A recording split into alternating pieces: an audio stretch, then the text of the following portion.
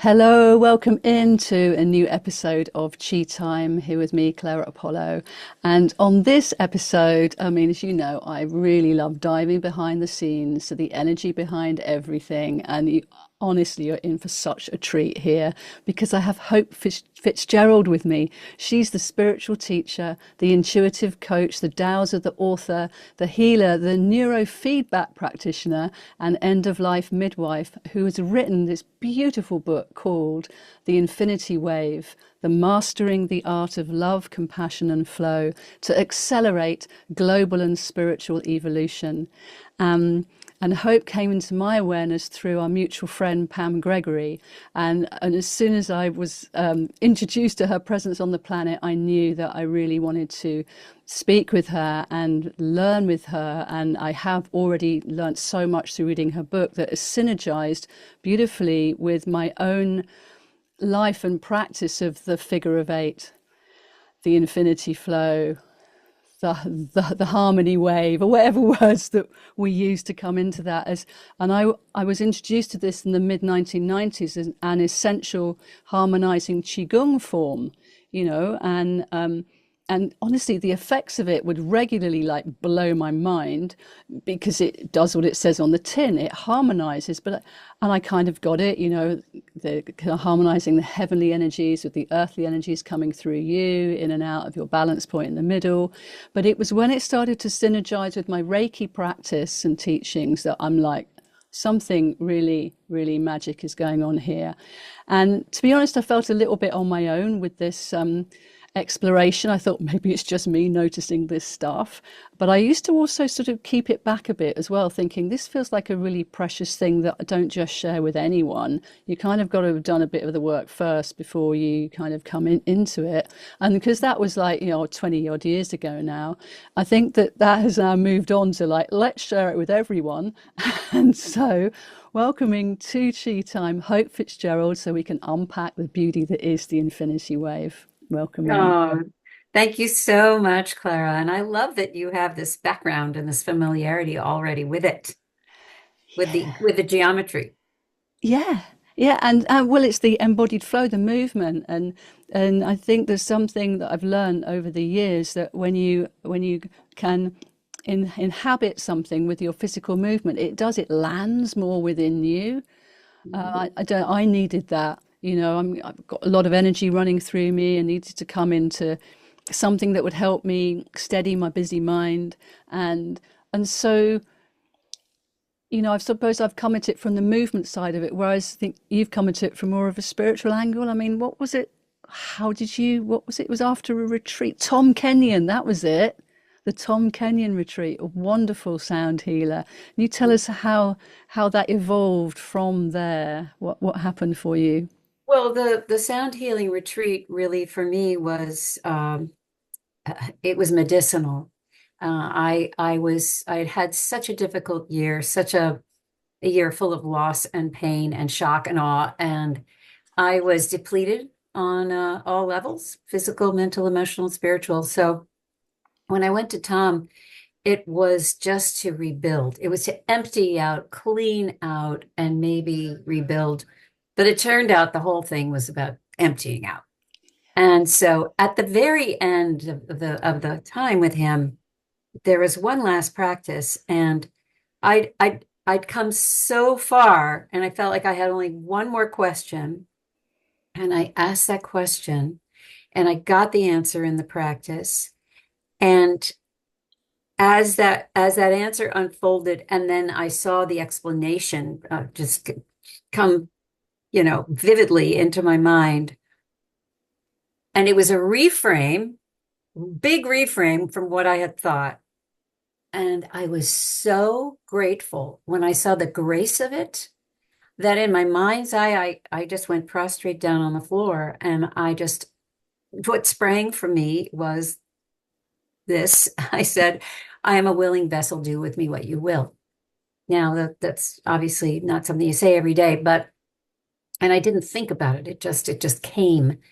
And then, 3 days later, I got home and feeling like I had achieved this emptiness and this really scrubbing away of identity, story, everything. It was fantastic to be so free and unlabeled, even by myself.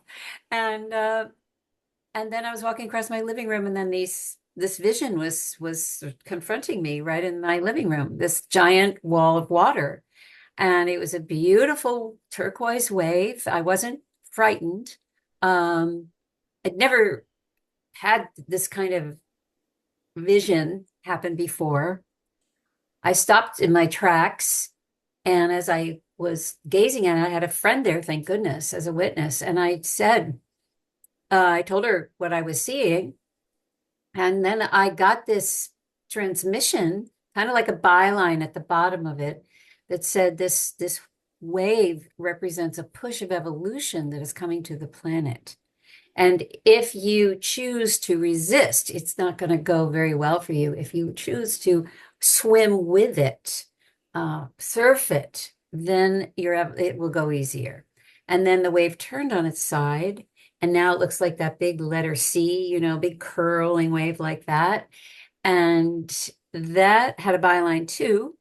And it said, as the water pulls away from the shore to deepen into the seabed, to gain its power to create the crest. That's the physics of a wave, pulling away, deepening down, pushing up. So should you, meaning me, but of course, meaning all of us, leave your book learning, leave your so-called knowledge on the shore, go to the earth, go down, anchor down into the earth and into the wisdom keepers of the earth for your knowledge. And then mix that with this incoming push, this, whatever this thing coming was. And then the water, instead of falling right down into the ocean as a wave normally does, it looped around and it became this standing figure eight of flowing water.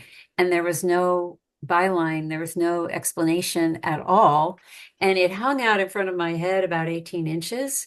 And I could perceive it. I'd never had third eye experiences before. I'd been clairaudient, and I'd had other clairs happen here and there.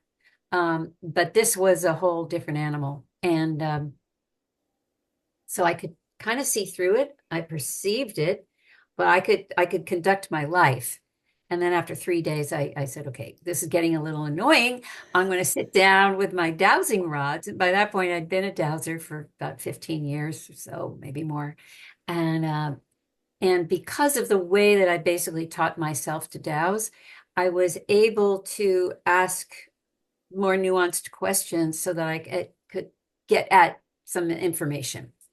And that's when I was told in a series of dowsing sessions that we could call this thing the infinity wave, that it's a 10th dimensional energy of pristine, so high frequency of love and compassion.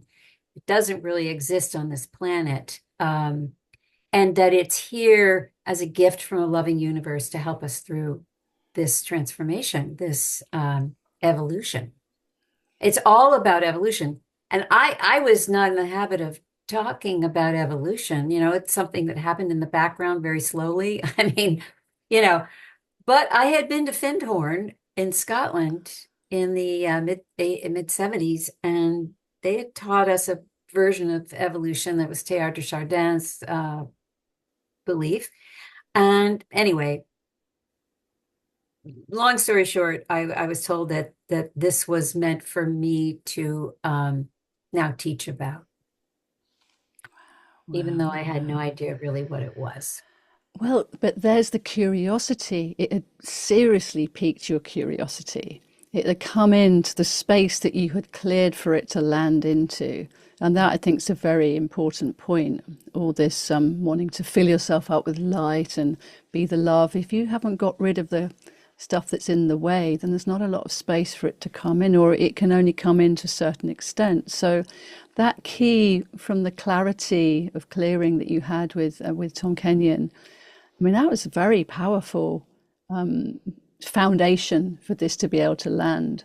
And So this was, what was this, about 2010, was this? So This was 2010. And look, yeah. I've been on a spiritual path since I was a child. So it's not like, not like I hadn't done any of that. But when, when you're, and I think this is so important for people to realize that when you're in that stretched too thin state, Mhm. it's often the place exactly where you need to be to have some kind of aha moment or utter switcheroo.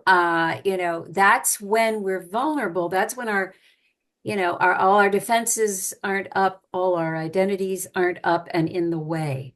And Right. so, a lot of times, and I do work with this idea of, I have workshops with my dear friend Gary, who we've put together workshops about how to be resilient, how to make change work for you, how to make these things benefits instead of whole. It's a whole paradigm shift. Well, it is. It is. It's taking problems into challenges that will polish your diamond, isn't it? Exactly. That's exactly right. That's how I actually describe it.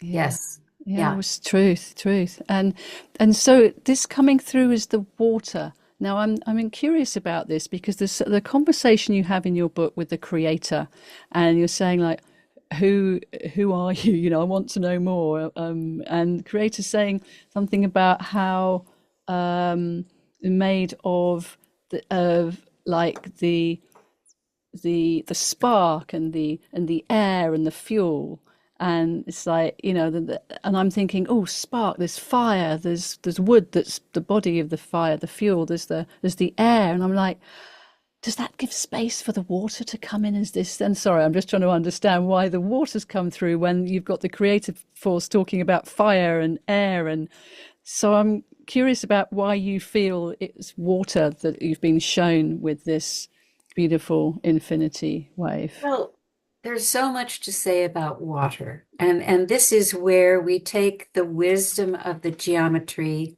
that you've already talked a little bit about.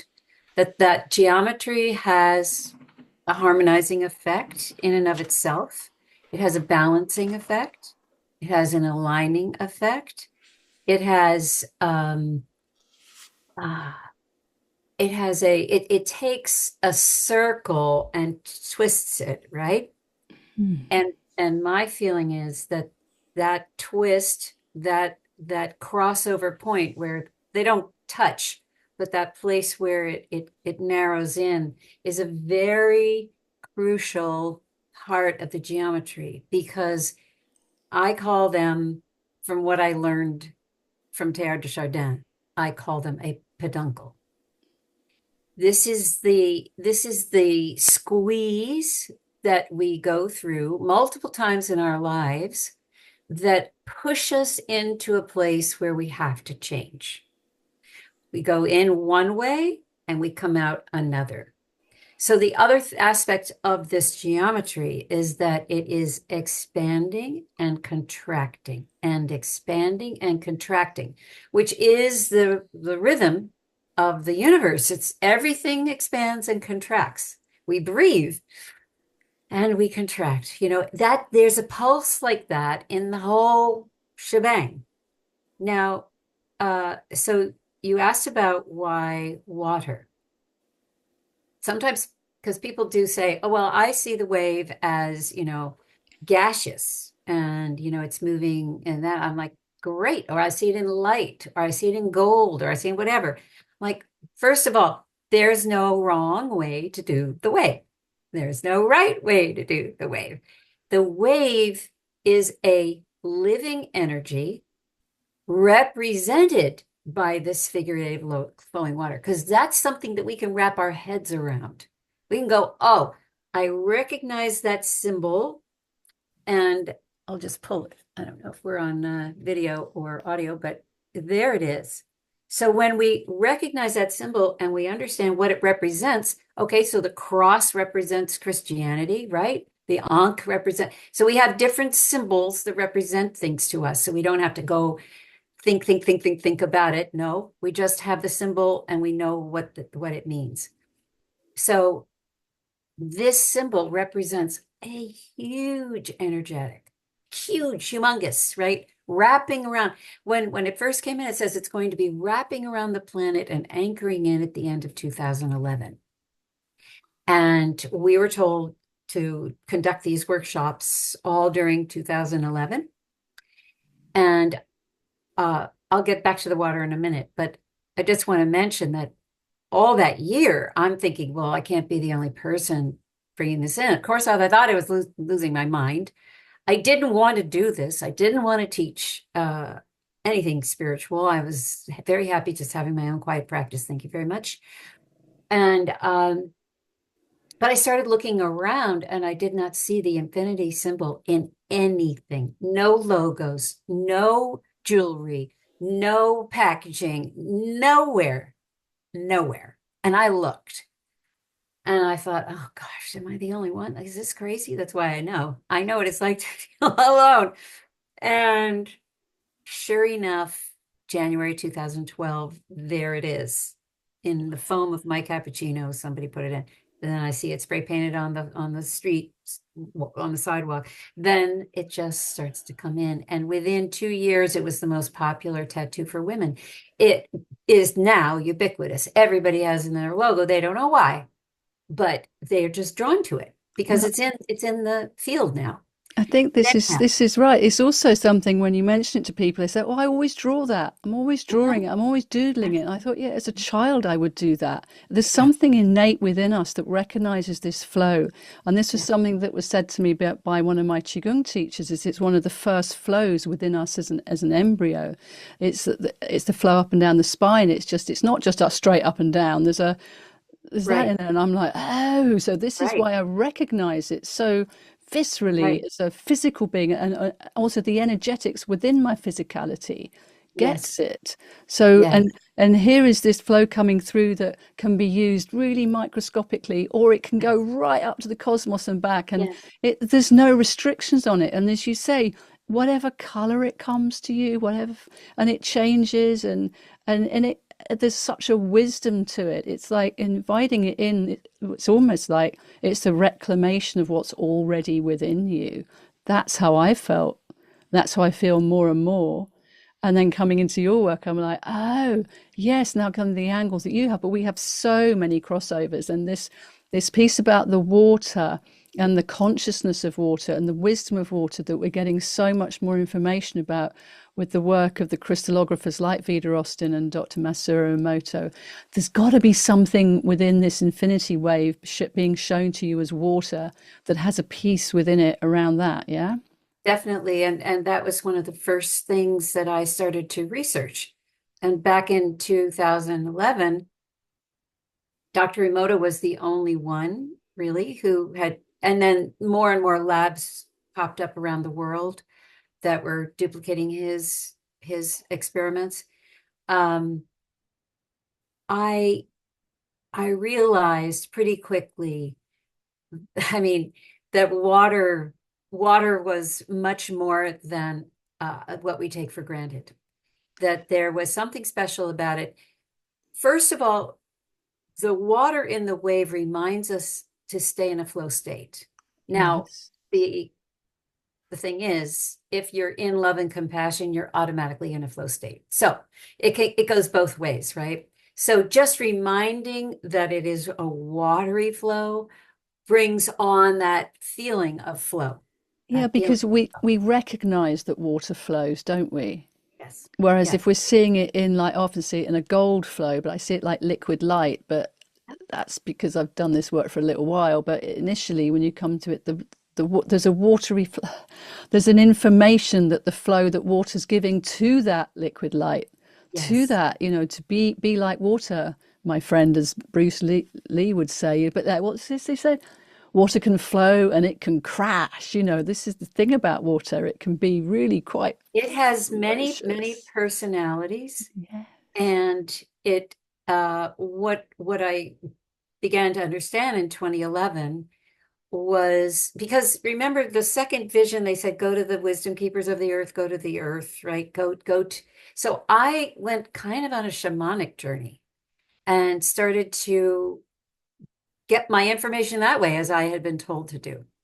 And it filled in a whole gap of my spiritual consciousness, my sort of my the orientation of my intelligence around spirituality. I'm not saying, yay me, I'm so intelligent, but where my understandings were, it really filled in a whole big piece that I hadn't even realized was not there. And so when working with the elements, um, and then diving deep into water, I really came to understand, and nobody had said this, but I came to feel pretty strongly that the God essence, the God intelligence is actually hiding in plain sight in water all the time. And we just have not been able to perceive it. I would start to receive these downloads about how light and water interact with each other. But again, these are just, things that pop into But my head. And they're I don't also know if like, they're true or not, well, but they're that visceral experience. We all love it when we're out at the ocean and we can see the sparkles of the water on of the sun on the water, and it's like magical, and it gets us every time because there's some alchemy going on. And we can sense it and feel this magic as the fire and the water meet each other, but in through the light. And you're like, this is special stuff, isn't it? well, yes, because at that point, then I started to have more and more channeling going on. I mean, all the practices that came for the workshops that I did were channeled. I'd never channeled before, at least not to my what I would call it. And and then I started having more conversations with more beings, and a flood, literally a flood of information started to come in. And so when I would get this hint, this nudge about light and water, then I would go and ask. And I'd say, what is it about light and water? And I'd be told, well, there is, as we know now, there is information in light. And the light is hitting the water and informing the water of that information. And then the water is spreading that information around the earth.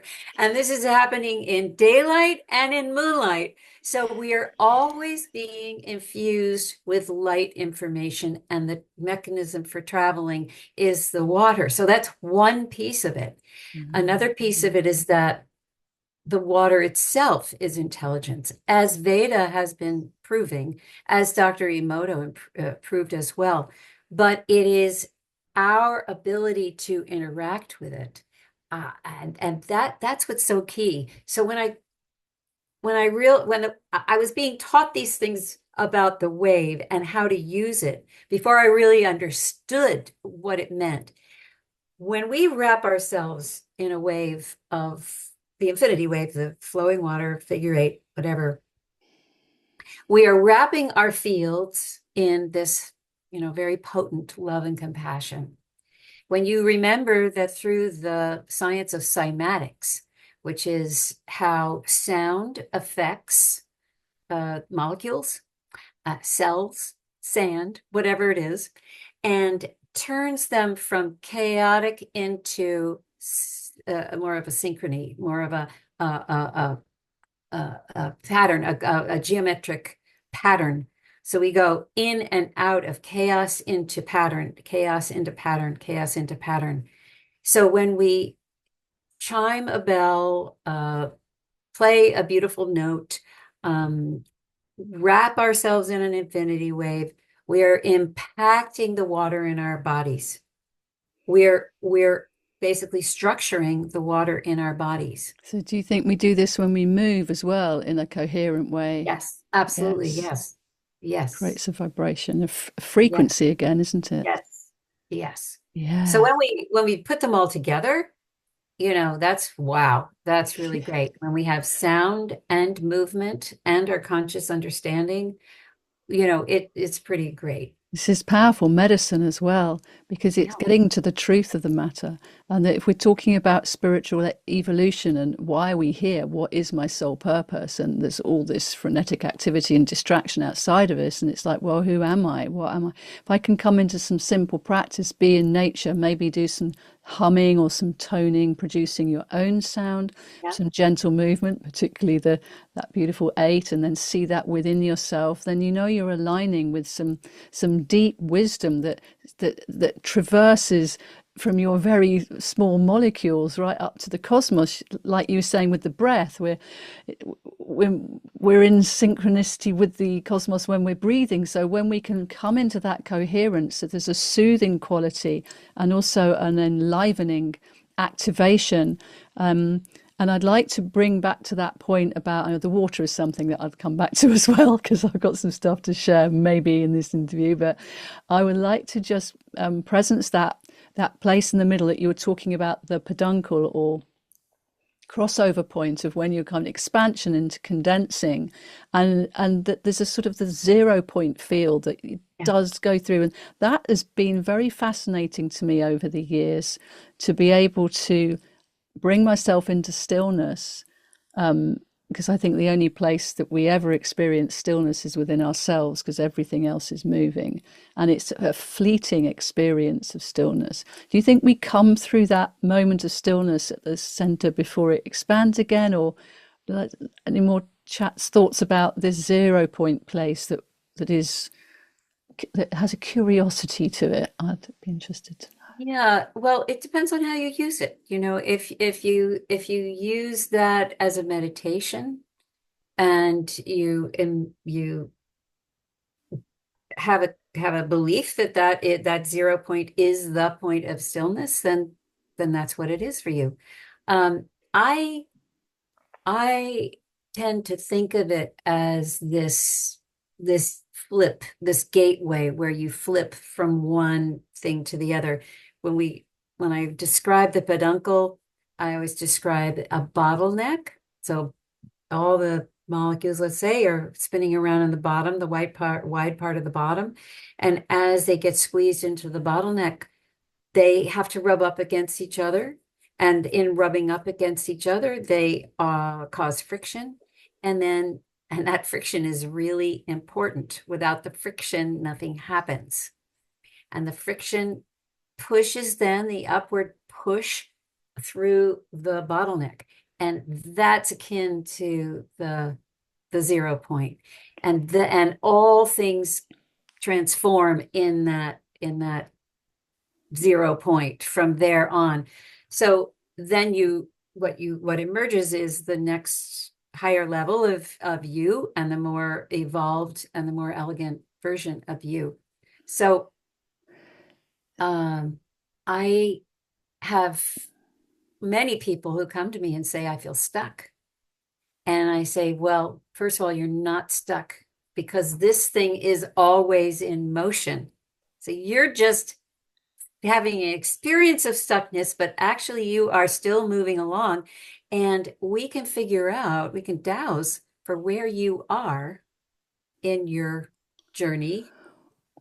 And we can figure out, are you coming into the peduncle, or are you going out of the peduncle, or are you I don't hear from people when they're in the expansion phase. I'm I so, hear from people when they're coming in for a landing. They're like, yes.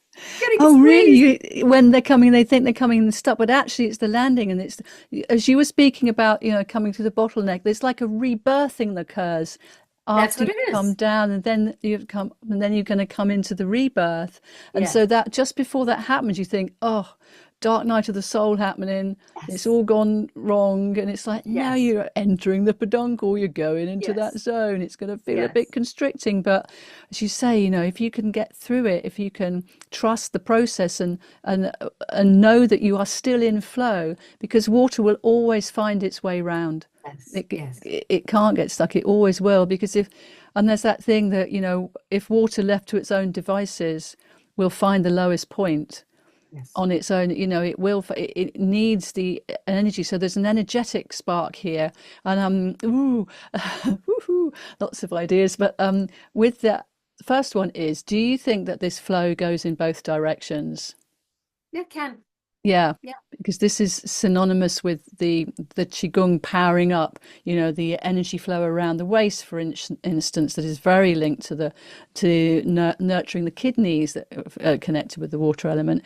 To really activate it, it goes in both directions, producing this energetic flow. And I'm wondering if this is what's happening with the infinity wave, that it's got the energy chi with it. And let's get on to the topic of chi then, because when I read this bit in your book, I'm like, oh, this is so fascinating. It's like chi for the 10th dimension, So, and could you speak to us a bit about this, please? Yeah, sure. So what Clara is referring to is Amma. And what happened was I met a being in my channeling named Zakaya. And Zakaya described itself as the sound mechanism that sits at the right hand of Creator. So Creator has a creative burst, and Zakaya, for lack of a look, we need some names to help our poor human brains. Zakaya takes that creative burst and turns it into sound, creates sound. And then, the sound goes throughout creation, and then from there it can turn into geometry. The creative burst is I believe light. So this is transmuting light to sound. From sound it moves into geometry. From geometry it can move into the material realm. So Zakaya gave me this task, said you need to create a um a sound. I need you to go into a studio and whatever. Anyway, I said, okay. And he said, he told me what it was going to be, that it was this Amma, and that I was supposed to create it on August 8th. And this was, I forget what year, 2013. But the reason why I was supposed to, I released it that day, I think. I don't know that I created it that day. But the reason why it had to be created was because the next month I was going to Peru. And I didn't know any of this. It was in retrospect that I found out all the reasons why. And I was supposed to sing it to Lake Titicaca. And I said, okay. So we took the long, arduous trip to get to Lake Titicaca. And a lot of things happened while I was there. I had a walkout experience, among other things. And and on the way back, I was so weakened from that experience that I could hardly walk. I became extremely dehydrated. I was like not really inhabiting my body well. But I was on the boat, chugging away through the lake back to Puno. And that's when I remembered, oh, the whole reason I'm here is to sing Amma to the lake. And so I did. I just, blasted it out to the lake. And I got back, and a, very shortly thereafter, within the week, a surprise visit from a man who is Indian but lived in Japan. And he had he was a channeler par excellence. And so we were at dinner, and I told him this story about Amma, and oh, I had by then found out. Oh no. And he said, well, that's wonderful, Hope, because souls go to Lake Titicaca before they incarnate to become accustomed to gravity. And, that's a high 11,000, 12,000 feet up lake. And that's where they go to start to get their sense of, beingness in a physical body. And then I checked in after that with my guide team, and I said, is he right? they come 3 days before and they go to Lake Titicaca. Because he said now they're going to be getting, when they come to Lake Titicaca, they're going to be getting, the wave. They're going to be getting 10th dimensional energy. They're going to be getting this balanced female, male energy life force, which Amma represents. And so I asked my guides, and they said, and Mary Magdalene came in, and she said, "Oh yes, he's right, except for the fact that they come 6 days before." So Oh. yeah, so So that's just, so this is the piece that is an amazing story. Thank you for sharing that. And singing into the waters, what an incredible experience for you. But also that chi, prana, life force energy has been upgraded. yeah, And when I was reading your book, and it was talking about something going beyond polarities, which is something that the wave really helps us with, that I found superbly useful. We'll talk about some practical applications in a minute. But when I was learning to the figure of eight in my Qigong, we would be connecting with the heavenly energies. We would be feeling that, Father Sky, and then the feminine energies of the earth, Mother Gaia. And then there'd be us in the middle. Oh, my hands are tingling as I'm doing this. And then we would do this movement to harmonize the flow of the masculine and feminine and of self into this sort of, I suppose it must be a Vesica Pisces. It's the piece in the middle, which is suggesting is not masculine or feminine. And this is what the Amma is offering. yeah, So without the play, so it's a heightened version of chi because it's not being pulled anywhere. It's this pure essence of, you say, love and compassion in a way that, did you explaining, I think it was in one of the interviews with Pam, about this not having emotion attached to it. It was right. like in its purest essence. I'm like, oh, there's a exquisite quality to it, isn't there? There's like heightened something. Yeah. It's like being in a crystal glass. There's no, it's so pure, it's so refined, and it yeah, it's what's beautiful about it is that even if a person doesn't ever get to that, like feel that, when you invite it down into 3D, it's guaranteed to have an effect on 3D, a lifting effect. We don't have to know where it's going, but it lifts things out of that polarity that you mentioned.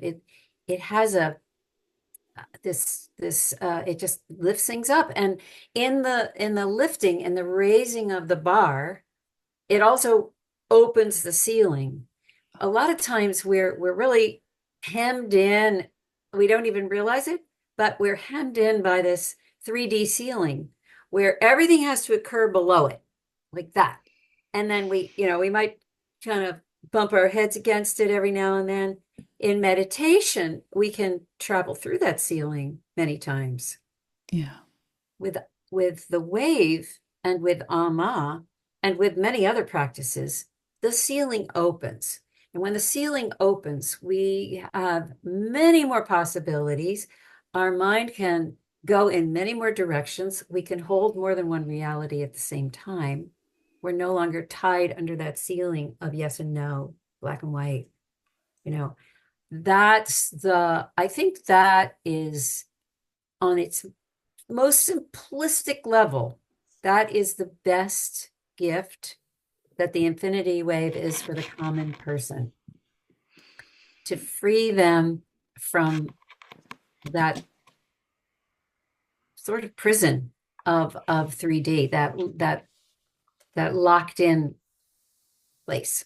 So And that, without having to think about it, like you don't have to create it, you don't have to push it, you don't have to get into a state, and you don't know, it just bring the wave in and it automatically happens. this is why it's such a gift. You don't have to think about it. In fact, thinking kind of keeps the ceiling down, doesn't it? Go Yes. into Yeah. experiential.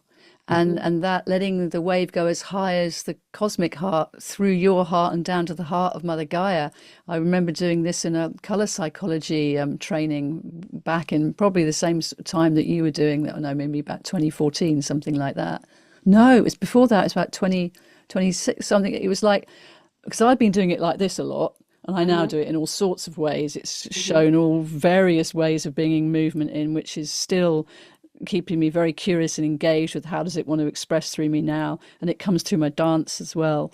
But at this point I hadn't thought about using it so deeply in a meditation, and to do that connection and to blast through to other possibilities, and because it is so unique, and yet so universal, it can be used in whatever way any of you want to use it for. It's like there's not one way here. There's one way is your way, and an experiment. So you invite it in, and it shows you, doesn't it?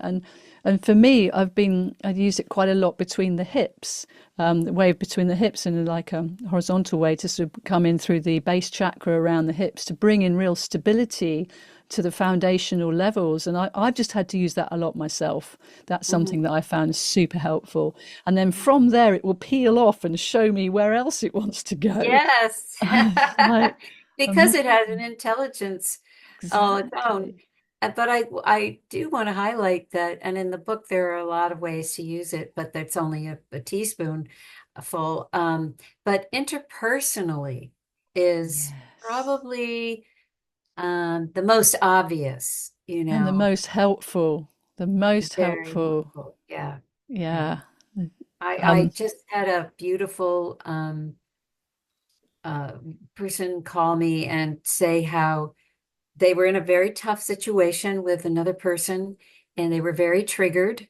And for the first time, they decided to use the wave instead of progressing with their, their emotional, whatever, upset. And she was completely shocked at how she maintained this equilibrium. And it wasn't dispassionate.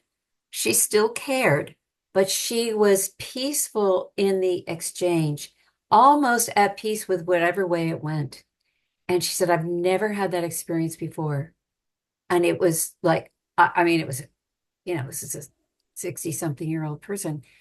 And that's the kind of look, if we can do that, if everybody learns to do that, wow, we're gonna have a wow. different Wow. world, right? I know. This is So what your work is here to help people with. I And hope so. I I mean, mean, that's what could drives we me today. briefly mention the experience both of us have had experience with teenage children, and I read this in your book, and I had the same with my son when he was probably about 13 or 14. He was really feisty and he was going at it. He was giving me a lot of jip, and I don't even know what it was about, but I was done. I didn't know the way through it, and I was a single mum at the time as well, so it was like help. Yeah, So my treatment room was next to the kitchen, and I just knew if I could just get in there, if I could just get into my room, into my space that looked out onto the meadow, then I'd be all right. And I kind of managed to get in there, and he was still ranting at me, and I kind of shut the door and I leant my back against the door, and I could hear him ragging on at me, and I just started to do this and breathing, and then the flow just brought me into my own equilibrium. And as that happened, it slowed down, and I could feel this energetic shift. And he stopped doing all of that. So, and I thought, oh, there's something more going on here, that I was doing it for myself initially just to calm me down, but then it was affecting him. So yeah. we affect the energy field with this, don't we? Yes, we do. Very much so. And when I first started doing this, and as I said, I was looking everywhere for signs of the infinity, anywhere. And I, it was hard to kind of get it going. And we all, everybody in the workshops, we just kept at it. We kept trying, we got there and it worked great and all that. But it was arduous a little bit in the beginning. Now the morphogenetic field is has grown, in these 14 years. And now it's easy. Yeah. Everybody can they tap it like that. Like I teach it like that now. It used to take 3 months to get the whole thing because these practices came in, and Hmm. these meditations that I mentioned in the book. And And they still are valid. They're very valid for people who want to take the next step on their spiritual evolutionary path. Um, but now it's just so accessible. It's fantastic. It is, but I will also say that, I mean, just before I came in to do this, I did listen to one of your meditations just to see what would it be like. And you hold such a beautiful space with the measured way of the sound of your voice and the sound of the bowl, and then what you're inviting us to do. And even though I knew this movement, this flow, letting myself be held and led by you was a beautiful experience because I didn't quite know how you were going to invite it, but my system knew the flow, so it trusted it, and it was up for a different experience of it because I wasn't initiating it myself. I was being held. So I thank you so much for that. It's just really beautiful to be in your energy field, as indeed it has been here on Chi Time. And I know there's a lot more that we could speak about, but I think for this time, let's just ask, how can people find out more about you? Where can they go, Hope? Well, my website is spreadinfinitehope.com. And that's the same for Facebook and the same for Instagram and all the things and YouTube. Um, I have lots and lots of videos on YouTube, so I encourage people to check those out. That's how to get me. Beautiful. Thank you. Thank you. And if you want to experience the harmony flow with the Qigong, then come over to my website, claraapollo.com. I'm just editing it at the moment, so it'll be up really soon. Maybe even by the time this goes live, but it's all in the flow. We're all here to assist and be part of this evolving spiritual evolution that we're all going through together to create unity consciousness, because brothers and sisters around the world, we're here, we're in it. And I think when it comes to feeling that when we're powerful together, we can make miracles happen, there can be changes occur. When we think about the difficulties in the world, we can do something energetically, as you said, morphogenically into the field. Don't underestimate the power of your intention and this infinity wave, because it's here for a reason, and so are you. So is there anything that you would like to just finish on now before we close up? Anything you'd like to share? Just to follow up on what you just said, this, we all know that we chose to be here right now. And when we ask the question, what can I do? If it is our responsibility, I feel, to place ourselves in the highest vibration on a regular basis as possible. And we've been given this incredible, easy tool to do that. So I just really encourage everybody to take it on. It's easy and it'll make you feel good. Does it make you feel good? Want to break into a song now and have a little dance with you? Thank you so much, Hope, for being part of Chi Time, and blessings on your onward journey and for the wisdoms that are coming through you at this time. You're a real jewel to have here on the earth and on Chi Time. Thank you, thank you, thank you. Thank you, Clara. And thank you all for listening and watching. As you know, there's many other episodes of Chi Time that you can catch on podcast or on YouTube. Love to see you there. Do comment below if you wish. I'll also put the links to the 2 Pam Gregory videos that Hope stars in as well. So we'll keep this loop running between us all. So yeah, thank you so much for listening and watching. Go well, my friends, and keep your chi up. Your energy is important. So are you.